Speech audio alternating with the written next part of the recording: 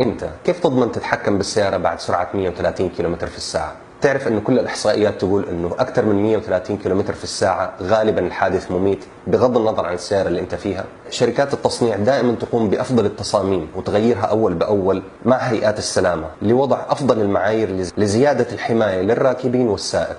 لكن في نهاية الامر كل شيء له حدود. تصميم امتصاص الصدمة محسوب من الشركة الصانعة، والعلماء دائما يبحثوا عن أفضل الطرق الهندسية لحمايتك. الوسائد الهوائية والحزام تساعد لكنها ما تحمي 100%.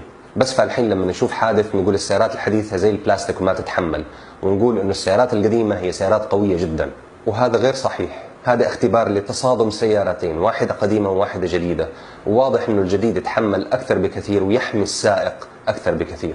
تسمع بالجي فورس أو قوة الجاذبية؟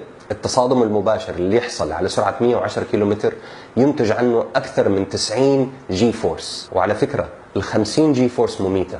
جسم الإنسان مبني من أكثر من 100 ألف تريليون خلية، وقسموه العلماء لأربع أقسام أساسية: الخلايا، الأنسجة، الأعضاء، والأنظمة. النزيف الداخلي هي كلمة تسمعها كثير للأسف. النزيف الداخلي هو لما يكون شكل الإنسان من الخارج سليم، ما في رضوض، ما في أي كسر، ما في أي شيء، لكن داخل جسمه حصل نزيف من أحد الأعضاء، وهذا اللي يصير في أغلب الحوادث.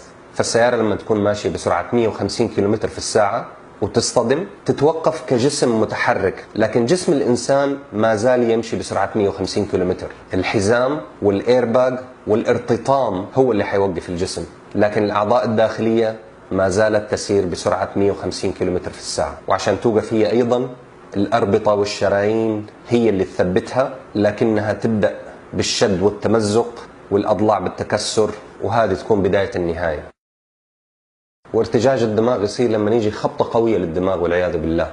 هذا يصير لما تيجي خبطة قوية لا تتكسر بسببها الجمجمة، ولكن الدماغ من الداخل يصطدم بالجمجمة، يتورم أو يحصل فيه نزيف، وهذا اللي يودي صاحبه للموت أو للإعاقة. وأحيانا للأسف نهمل محتويات السيارة اللي تكون في الكرسي الخلفي أو في الشنطة، فما داخل السيارة يصبح خطر في الحادث. الكتب، علب المناديل الخشبية اللي تحطها في القزاز الخلفي، أغراض، صناديق، لازم تربطها بشكل جيد، وإلا ممكن يكون حادث بسرعة 70 كيلومتر كارثة. في